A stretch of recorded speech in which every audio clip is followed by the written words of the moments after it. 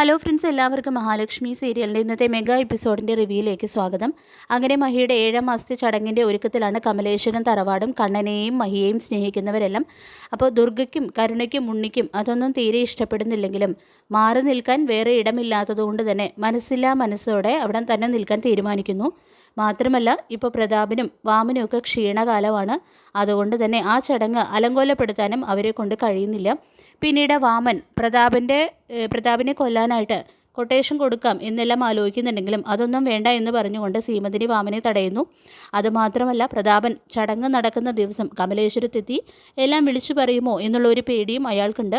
ശേഷം വാമൻ കരുണയെ വിളിക്കുന്നു. എന്നിട്ട് പ്രതാപൻ ഇപ്പോൾ എങ്ങനെയുണ്ട്, അവനെങ്ങാനും നാളത്തെ ചടങ്ങിന് അവിടെ വന്ന് എല്ലാം വിളിച്ചു പറയുമെന്ന് പേടിയുണ്ടെന്നെല്ലാം വാമൻ പറയുമ്പോൾ, അച്ഛൻ വരുന്നില്ലെന്നും അച്ഛന് കൂട്ടായിട്ട് മുത്തശ്ശി ഉണ്ടെന്നെല്ലാം കരുണ പറയുമ്പോൾ, കണ്ണനെങ്ങാനും എല്ലാം അറിഞ്ഞു കഴിഞ്ഞാൽ അവൻ എന്നെ കഴുത്ത് ഞെരിച്ച് കൊലപ്പെടുത്തുമെന്നെല്ലാം വാമൻ പറയുമ്പോൾ, അങ്ങനെ സംഭവിച്ചാലും എനിക്കൊന്നുമില്ല എന്നും എല്ലാത്തിനും കാരണം നിങ്ങൾ ഒറ്റ ഒരുത്തനാണ്, നിങ്ങൾ കാരണമാണ് എനിക്കും എൻ്റെ മുത്തശ്ശിക്കും സ്വസ്ഥതയും സമാധാനവും ഇല്ലാതായതെന്നെല്ലാം കരുണ പറയുന്നുണ്ട്. ഇതേ സമയം ഉണ്ണി വരുന്നത് കാണുമ്പോൾ കരുണ ഫോൺ കട്ട് ചെയ്യുന്നുണ്ട്.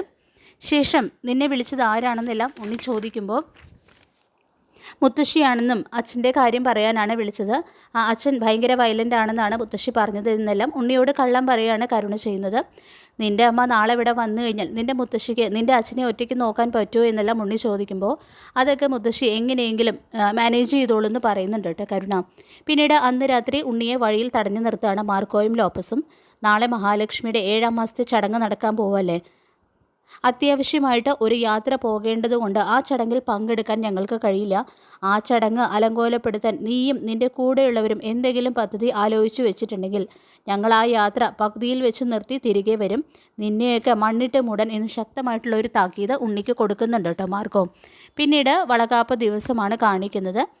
അപ്പോൾ അവിടെയുള്ള ഒരുക്കങ്ങളെല്ലാം കണ്ട് ദുർഗയും ഉണ്ണിയൊക്കെ അസൂയയുടെയും പകയുടെയുമാണ് അതൊക്കെ നോക്കുന്നത്. എൻ്റെ അച്ഛൻ ഇങ്ങനെ ഒരവസ്ഥയിലായിപ്പോയി, മേഘേട്ടനാണെങ്കിൽ കോമ സ്റ്റേജിലാണ്, അല്ലെങ്കിൽ എന്തെങ്കിലുമൊക്കെ ചെയ്ത് ഈ ചടങ്ങ് അലങ്കോലപ്പെടുത്താമായിരുന്നു എന്നെല്ലാം കരുണ പറയുമ്പോൾ, ഇന്നത്തെ ദിവസം എങ്ങനെയെങ്കിലും കഴിഞ്ഞു കിട്ടിയാൽ മതി, ഇതൊന്നും കണ്ടുകൊണ്ട് അധിക നേരം എനിക്കിവിടെ നിൽക്കാൻ വയ്യ എന്ന് ദുർഗ അസൂയയോടെ പറയുന്നുണ്ട്. മഞ്ജു ആണെങ്കിൽ മഹിയെ ഒരുക്കാണ്. അപ്പോൾ ഇതേ സമയം ലേഖയും അനന്തും ഒക്കെ കമലേശ്വരത്ത് എത്തുന്നുണ്ട്.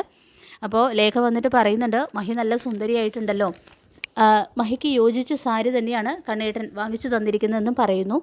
ഞാനിപ്പോൾ വരാം, ലേഖിച്ച ഏട്ടതിയുടെ കൂടെ തന്നെ ഉണ്ടാവണം. എൻ്റെ അമ്മയും ഏട്ടനും നാത്തൂനും ഈ ചടങ്ങ് കുളമാക്കാൻ എന്തെങ്കിലും പദ്ധതി ആസൂത്രണം ചെയ്തിട്ടുണ്ടോ എന്നൊന്നും പറയാൻ പറ്റില്ല.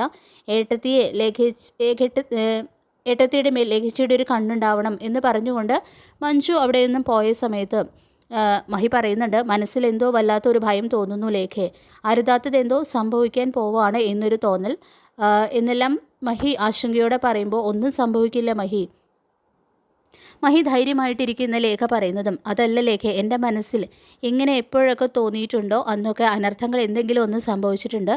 കരുണയുടെ അച്ഛനെങ്ങാനും ഇവിടെ വന്ന് എല്ലാം വിളിച്ചു പറഞ്ഞാൽ അതോടെ എല്ലാം തീരും. അതുകൊണ്ട് തന്നെ എൻ്റെ ഉള്ളിലൊരു കത്തിലുണ്ട് ലേഖ എന്ന് പറഞ്ഞുകൊണ്ട് മഹി വീണ്ടും വിഷമിക്കുമ്പോൾ, എല്ലാം മഹിയുടെ തോന്നലായിരിക്കും എന്ന് പറഞ്ഞുകൊണ്ട് ലേഖ മഹിയെ ആശ്വസിപ്പിക്കുന്നുണ്ട്. ഇതേ സമയം മോഹിനിയും ചടങ്ങിന് പങ്കെടുക്കാൻ പോകാനായിട്ട് റെഡിയാവാണ്. ഇതേ സമയം മുത്തശ്ശി വന്നിട്ട്, നിൻ്റെ 2ാമത്തെ മോൾ അവളുടെ അച്ഛനെക്കുറിച്ച് ഓർത്ത് വിഷമിക്കുന്ന ഈ സമയത്ത് നിനക്ക് ഒരു ദുഃഖവും തോന്നുന്നില്ലേ മോഹിനി, നിൻ്റെ മൂത്ത മോളുടെ ചടങ്ങിൽ ഇങ്ങനെ ഉടുത്തിരുന്ന് പോകാൻ എന്നെല്ലാം മുത്തശ്ശി ചോദിക്കുമ്പോൾ, അതിന് എൻ്റെ മോളെ എന്ത് പഴിച്ചു, എല്ലാം അമ്മയുടെ മോനായിട്ട് വരുത്തി വെച്ചതല്ലേ, ഇതെങ്ങാനും കണ്ണനോ ഉണ്ണിയോ ദുർഗയോ എങ്ങാനും അറിഞ്ഞു കഴിഞ്ഞാൽ ഉണ്ണിയുടെ കൂടെ ഒരു ജീവിതം കരുണമോൾക്ക് ഉണ്ടാകില്ല എന്ന് മോഹിനി പറയുമ്പോൾ, അങ്ങനെ നീ എന്നെ പേടിപ്പിക്കാൻ നോക്കണ്ട മോഹിനി, കുഴപ്പം വരുന്നുണ്ടെങ്കിൽ അത് നിൻ്റെ മോൾക്ക് കൂടിയായിരിക്കും. അതുകൊണ്ട് ഈ രഹസ്യം മറച്ചു വയ്ക്കേണ്ടത് നിൻ്റെയും നിൻ്റെ മോളുടെയും കൂടി ആവശ്യമാണെന്ന് പറയുന്നുണ്ട് കേട്ടോ മുത്തശ്ശി. പിന്നീട് വാമനും കമലേശ്വരത്ത് എത്തുന്നുണ്ട്. പ്രതാപൻ എങ്ങാനും ഇടയ്ക്ക് കയറി വന്ന് എല്ലാം വിളിച്ചു പറയുമോ എന്നുള്ളൊരു പേടി അയാളുടെ ഉള്ളിലുണ്ട്. ഇതേ സമയം കണ്ണനും വന്നിട്ട് അതിഥികളെയെല്ലാം ഹാളിലേക്ക് വന്നിട്ട് അതിഥികളെയെല്ലാം സ്വീകരിക്കുന്നുണ്ട്. വാമനെ കാണുന്നതും, അമ്മാവനെങ്ങാനും ആ പ്രതാപനെ ചെന്ന് കണ്ടിരുന്നോ, അയാൾക്ക് എന്തോ എന്നോട് പറയാനുണ്ട്, അതെന്തായിരിക്കും, ഇനി എൻ്റെ സംശയം ശരിയാണെങ്കിൽ അയാളായിരിക്കും എൻ്റെ അച്ഛനെ കൊന്നത്, മനസ്സിന് താളം തെറ്റിയവരാണ്, പണ്ട് ചെയ്ത തെറ്റുകളൊക്കെ ഇങ്ങനെ വിളിച്ചു പറയാനുള്ള സാധ്യത ഉണ്ടെന്നെല്ലാം കണ്ണൻ പറയുമ്പോൾ, വാമൻ കണ്ണൻ്റെ ആ വാക്കുകൾ കേട്ട് ആകെ വല്ലാതാവുന്നുണ്ട്. അപ്പോൾ അനന്തുവിനാണെങ്കിലും കണ്ണൻ്റെ വാക്കുകൾ കേട്ട് ശരിക്കും വല്ലാത്തൊരു കത്തലുണ്ടാവുന്നുണ്ട് മനസ്സിൽ. അവൻ എന്നെ കണ്ടപ്പോൾ ഏതാണ്ടൊക്കെ വിളിച്ചു പറഞ്ഞു, നീ അവനെ കാണാനൊന്നും പോകണ്ട കണ്ണാ, സമരം തെറ്റി അവൻ നിൻ്റെ കഴുത്തങ്ങാനും പിടിച്ച് ഞെരിക്കാനുള്ള സാധ്യതയുണ്ടെന്നെല്ലാം പറഞ്ഞുകൊണ്ട് പറയുന്നുണ്ട് കേട്ടോ വാമൻ കണ്ണനോട്. ഇതേ സമയം പ്രതാപനാണെങ്കിൽ വിശ്വനാഥൻ്റെ ആത്മാവിനെ കണ്ടിട്ട് എന്ന പോലെ ഒറ്റയ്ക്ക് സംസാരിക്കുകയൊക്കെ ചെയ്യുന്നുണ്ട്. ഇന്ന് ലക്ഷ്മി മോളുടെ 7ാം മാസത്തെ ചടങ്ങാണെന്നും അത് കഴിഞ്ഞാൽ മോളെ ഇവിടേക്ക് കൂട്ടിക്കൊണ്ടുവരും എന്നെല്ലാം പറയുന്നു. ശേഷം പ്രതാപൻ വല്ലാത്ത ഒരു പിരിമുറുക്കത്തിലാവുന്നുണ്ട്. കഴിഞ്ഞുപോയ പല കാര്യങ്ങളും അയാളെ വേട്ടയാടുന്നു. മാത്രമല്ല അയാൾ ചെയ്തിട്ടില്ല പല കൊലപാതകങ്ങളും അതെല്ലാം അയാൾ മറച്ചു വെച്ചിട്ടുണ്ടല്ലോ. അപ്പോൾ ആ എല്ലാ രഹസ്യങ്ങളും അയാളെ വല്ലാതെ തന്നെ വീർപ്പ് മുട്ടിക്കുന്നുണ്ട്. അപ്പോൾ മുത്തശ്ശിക്കാണെങ്കിൽ പ്രതാപൻ്റെ ഈ ഒരു അവസ്ഥ കണ്ട് ആകെ പേടിയാവുന്നുണ്ട്. തുടർന്ന് എടാ പ്രതാപ, നിനക്കിത് എന്ത് പറ്റിയടാന്ന് ചോദിക്കുമ്പോൾ എൻ്റെ അമ്മായിയമ്മയെ നിങ്ങൾ വിഷം കൊടുത്ത് കൊന്നതാണ്. കണ്ണൻ്റെ അച്ഛനെ ഞാൻ ലോറി കയറ്റി കൊന്നതുപോലെ മോഹിനിയുടെ അമ്മയെ നിങ്ങളും വിഷം കലർത്തി കൊന്നു.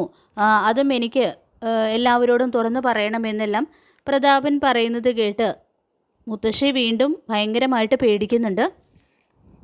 മഹിയുടെ കമലേശ്വരത്ത് മഹിയുടെ ചടങ്ങുകളെല്ലാം 7ാം മാസത്തെ ചടങ്ങുകളെല്ലാം തുടങ്ങുന്നു.